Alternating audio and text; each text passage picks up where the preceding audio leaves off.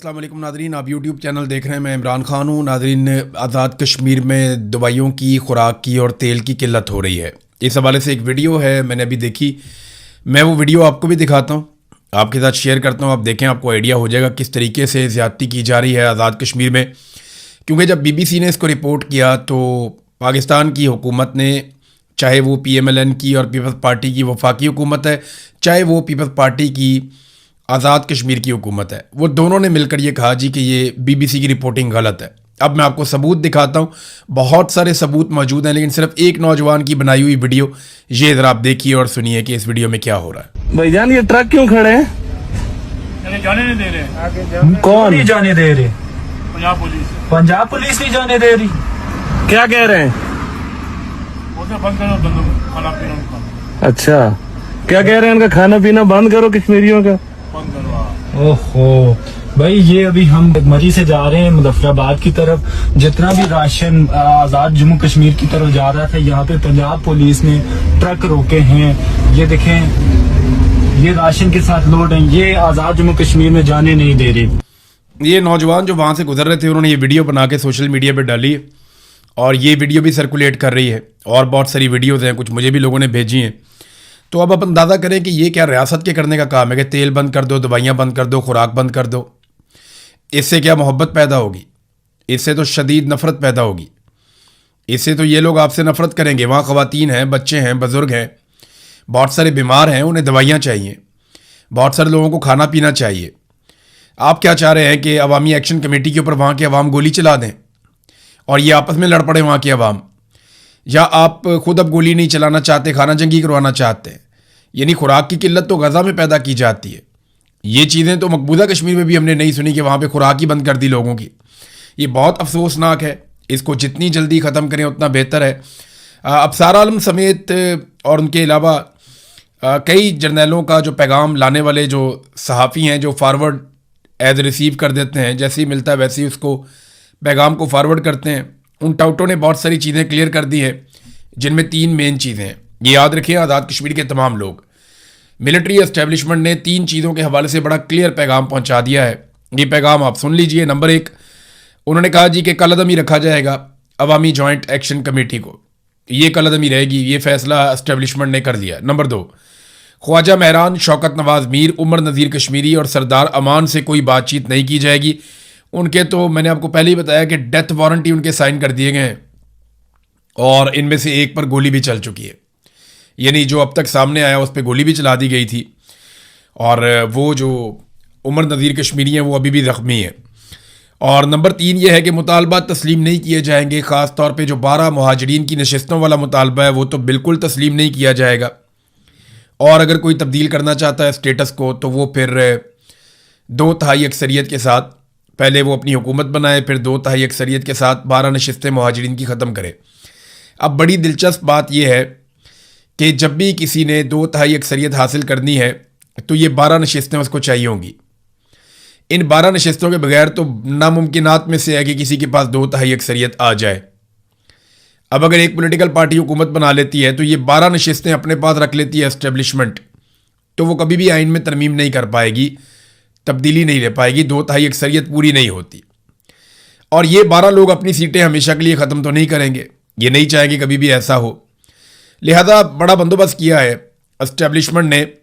लेकिन अगर सारी जमातें मिलकर एस्टेब्लिशमेंट से जान छुड़ाना चाहें, कोई ऐसा वक्त आ जाए पाकिस्तान में तो शायद हो जाए, वरना आज़ाद कश्मीर के ऊपर कंट्रोल बड़ा मजबूत है। लेकिन दूसरी तरफ आज़ाद कश्मीर के जो लोग हैं वो भी पीछे हटने के लिए बिल्कुल तैयार नहीं है। यानी लोग अभी भी बहुत बड़ी तादाद में धरनों में मौजूद हैं, एहतजाज में मौजूद हैं। और उन्होंने कॉल दी थी, वो बढ़ने वाले थे मुजफ्फराबाद की जानिब, लेकिन फजल रहमान साहब ने कहा कि मैं सालसी करवाता हूँ, आप ये एहतजाज मुअख्खर कर दें। तो उन्होंने फजल रहमान साहब की दरख्वास्त के ऊपर अपना एहतजाज मुअख्खर कर दिया। लेकिन बार बार वो अपने जलसे जुलूसों में कह रहे हैं कि हम किसी वक्त भी आगे बढ़ने का ऐलान कर सकते हैं, हम मुज़ाकरात के लिए लचक दिखा रहे हैं, हमारे मुतालबा तस्लीम किए जाएं, वरना हम आगे बढ़ सकते हैं और दोबारा से एहतजाज शुरू कर सकते हैं। अब जब ये आगे बढ़ेंगे तो इनको रोकने की कोशिश की जाएगी, वहीं पर तसादुम होगा। और जब तसादुम होगा तो दोनों तरफ का नुकसान होगा, क्योंकि आज़ाद कश्मीर की ट्रेन ऐसी है, वो लोग ऐसे हैं कि वो मुज़ामत करते हैं और मुज़ामत के अंदर फिर नुकसान होता है। तो इससे अगर बचना है तो आसान तरीका ये है कि समझदार लोगों को आज़ाद कश्मीर के लोगों के साथ बिठाया जाए जिनका मुज़ाकरात में तजुर्बा है, जिनको समझ है, और मामले का कोई हल निकालने की कोशिश की जाए। शौकत नवाज़ मीर ने एक स्टेटमेंट जारी किया, उस स्टेटमेंट में आपके सामने रख देता हूँ। मैं आपके साथ हूँ, ना मैं गिरफ्तार हुआ और ना ही मैंने मैदान छोड़ा है। हालात और हिकमत अमली का तकाजा है कि कुछ अरसा आप लोगों से दूर रहूँ, मगर मेरा दिल, मेरी सोच और मेरी जद्दोजहद आज भी आपके साथ है। याद रखें, हर मसले का हल लड़ाई नहीं होता। बाज़ औक़ात सब्र, हिकमत और दुरुस्त वक्त का इंतज़ार भी जद्दोजहद का हिस्सा होता है। वो वक्त ज़रूर आएगा जब हमारे ऊपर लगाए गए दहशतगर्दी के तमाम इल्ज़ामात इन्हीं लोगों को वापस लेने पड़ेंगे जिन्होंने ये झूठ गढ़ा है। सच को दबाया जा सकता है, शिकस्त नहीं दी जा सकती। अपनी सफ़ों में इत्तेहाद, नज़्म ज़ब्त और हौसला कायम रखें। हमारी जद्दोजहद हक़, इंसाफ और अवामी हकूक़ के लिए है और हक़ की आवाज़ कभी खामोश नहीं होती। ये पैगाम दिया है शौकत नवाज़ मीर साहब ने। पाकिस्तान पीपल्स पार्टी ने एक बड़ा ज़बरदस्त काम किया है।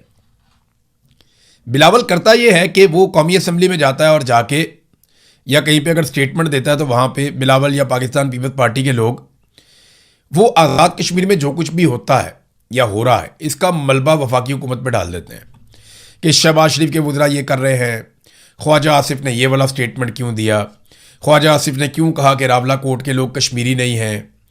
भी ख्वाजा आसिफ का जुर्म तो इतना सा है, वहाँ तो गोलियाँ भी चल रही हैं, बंदे भी मारे जा रहे हैं, वहाँ तो इंसानों के सरों की कीमतें भी रख दी गई। वहाँ की जो आवाम की एक मकबूल जमात है जॉइंट अवामी एक्शन कमेटी, उसके ऊपर पाबंदी भी लगा दी गई, उसे एक अलदम करार दे दिया गया। ये सारा कुछ कौन कर रहा है? ये पाकिस्तान पीपल्स पार्टी की आज़ाद कश्मीर की हुकूमत कर रही है।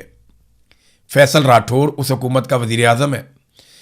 तो बिलावल बड़ी चालाकी के साथ ना ये साबित करने की कोशिश करता है कि वो तो अपोजिशन है और ये जो कुछ भी आज़ाद कश्मीर में हो रहा है इसके लिए ज़िम्मेदार बिलावल ठहरा देता है बड़े आराम से शहबाज शरीफ और उसकी हुकूमत को।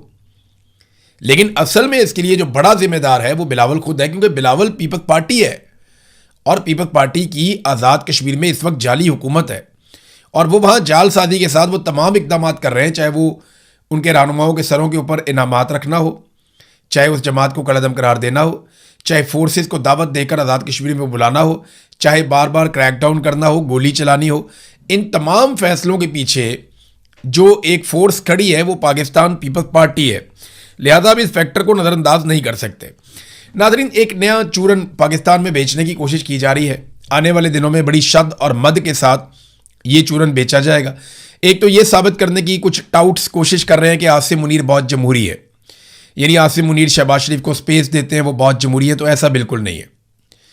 आसिम मुनीर जहाँ मौका मिलता है वो वहाँ घुस जाते हैं। वो बिल्कुल जमहूरी सोच उनकी नहीं है। वो अपने हलफ की खिलाफ वर्जी करते हैं। अगर वो हलफ की पासदारी करते तो वो कभी भी डिप्लोमेसी के अंदर रोल प्ले ना करते। हलफ की पासदारी करते तो पूरा इलेक्शन चोरी ना करते। हलफ की पासदारी करते तो सियासी मामलात में मुदाखलत ना करते, एक्सटेंशन और इस्तिस्ना जैसी खुराफात के अंदर ना पड़ते। हलफ की अगर वो खिलाफ वर्जी ना करते तो इतनी सारी जबरी गुमशुदगियाँ ना करते, सहाफ़ियों को, शायरों को और वकला को और पता नहीं किस किस को, इवन पार्लियामेंटेरियंस तक को उन्होंने अगवा करवाया। ये सारा कुछ वो कभी ना करते अगर वो हलफ की पासदारी करते और उनके अंदर एक जमहूरी सोच मौजूद होती। तो एक तो नया चूरन ये है कि जनाब वो बहुत जमहूरी है। दूसरा एक नया चूरन जो है वो बेचा जा रहा है कि इसराइल कहीं आसिम मुनीर साहब को कत्ल करना चाहता है।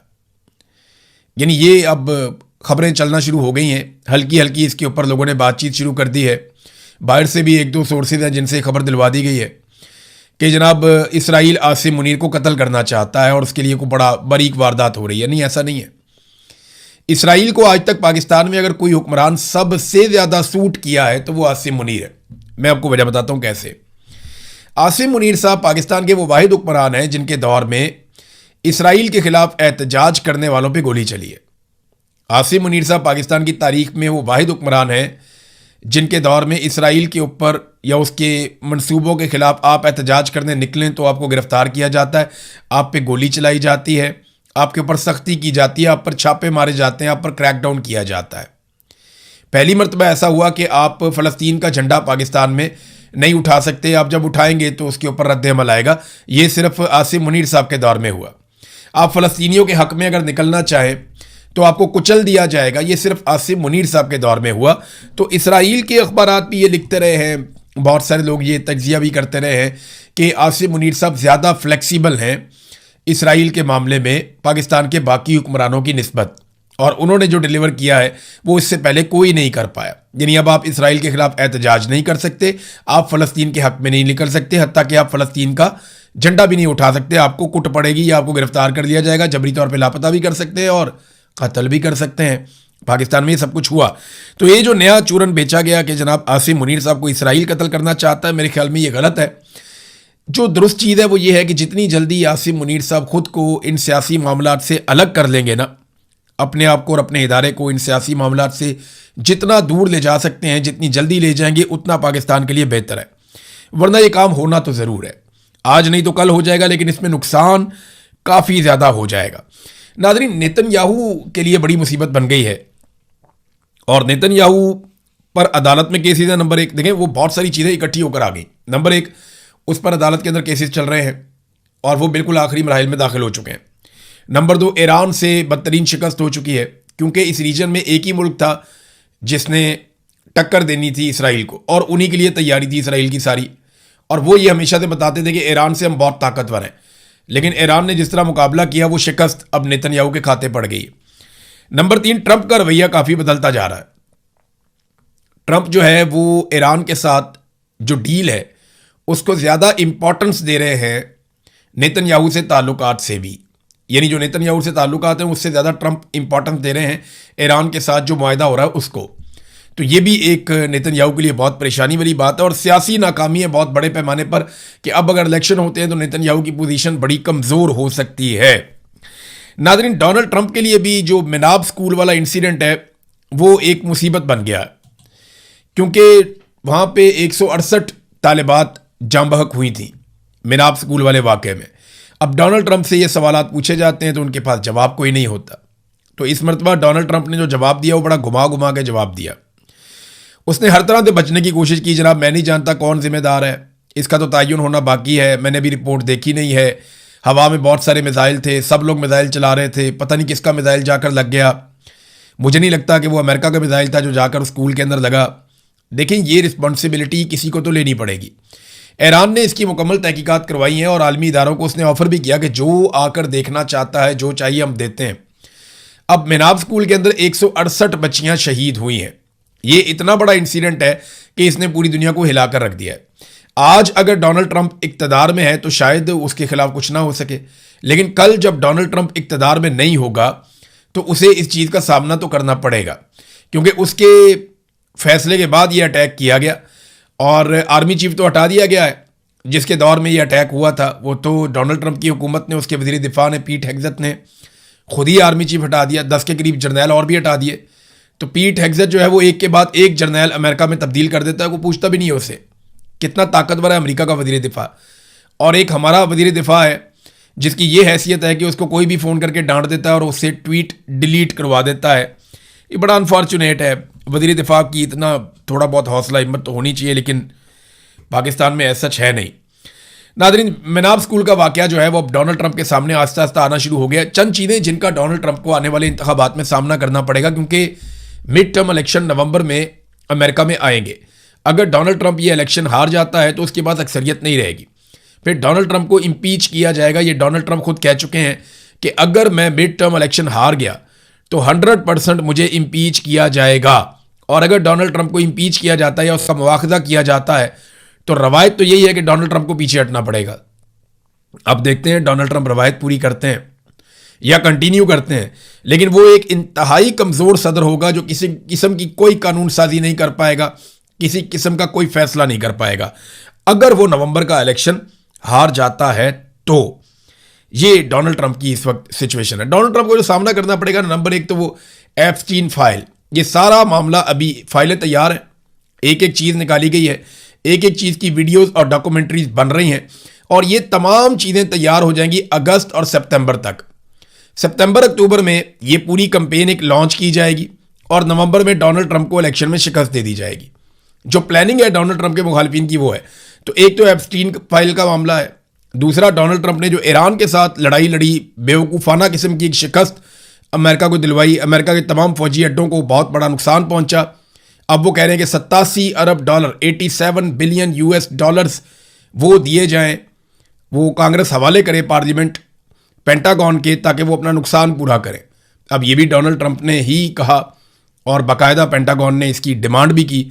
तो ये हो गई दो चीज़ें। तीसरा, ये महंगाई जो बढ़ी है और डोनाल्ड ट्रंप के जो इकदामात हैं, जिस तरह उन्होंने अमेरिका को चलाया, उस पर भी लोग काफ़ी नाराज़ हैं। चौथा, जो मुसलमानों का एक बहुत बड़ा वोट डोनाल्ड ट्रंप को मिला था, पाकिस्तानियों ने बहुत बड़ी कंपेन की थी कि इमरान खान को हर हाल में आज़ाद होना चाहिए। तो डोनाल्ड ट्रंप ने सबसे वादा किया था कि जनाब हम इमरान खान को इंसाफ दिलाएंगे और जुल्म और ज़्यादती जो पाकिस्तान में हो रही है उसके खिलाफ बात करेंगे। लेकिन फिर फील्ड मार्शल डोनाल्ड ट्रंप के फेवरेट बन गए, क्योंकि हुकूमत जो होती है आपके पास, तो आपके पास ऑफर करने के लिए बहुत कुछ होता है, बेशुमार चीज़ें होती हैं। पहले रोज़ाना खबर आती थी, आज फलाना मिला डोनाल्ड ट्रंप को, आज फलाना मिला डोनाल्ड ट्रंप को। हमें फ़ोन करके ओवरसीज बताते थे कि आज ट्रंप ने ये कह दिया, आज ट्रंप ने ये कह दिया। लेकिन फिर आप देखें, जब ट्रंप को ऑफर्स मिली पाकिस्तान की जानिब से, तो ट्रंप ने पैंतरा बदल दिया, वो फैक्टर भी नहीं। तो डोनाल्ड ट्रंप के लिए बहुत मुश्किल है नवंबर का इलेक्शन जीतना, या तो कोई बहुत बड़ा मुआवजा हो जाए तो वो इलेक्शन जीत जाए। नादरीन, वेनेजुएला में जो जल्जला आया, जिसके बारे में मैंने आपको अपने पिछले वीडियो में बताया था, अभी तक जो लाशें मिली हैं वो 190 के करीब है। जो इब्तदाई तखमीने आए थे, और फौरी तौर पर जो लोग माहिरीन हैं उन्होंने कहा था कि 10,000 से ज़ायद और 1 लाख तक भी उन्होंने खदशे का इजहार किया था कि लोग जाँ बहक हो सकते हैं। लेकिन अभी वो उस तरह नहीं नुकसान हुआ, लेकिन नुकसान बड़े पैमाने पर हुआ है। अब तक 190 लाशें जो हैं वो निकाली जा चुकी हैं और लगातार रेस्क्यू का काम जारी है। तो अभी अगले 24-48 घंटों में हमें बिल्कुल समझ आ जाएगी कि वेनेजुएला में कितनी शिद्दत का ज़ल्ज़ला था, कितना नुकसान हुआ और कब तक वो रिकवर करेंगे। अब तक के लिए इतना ही। अपना ख्याल रखिएगा। अपने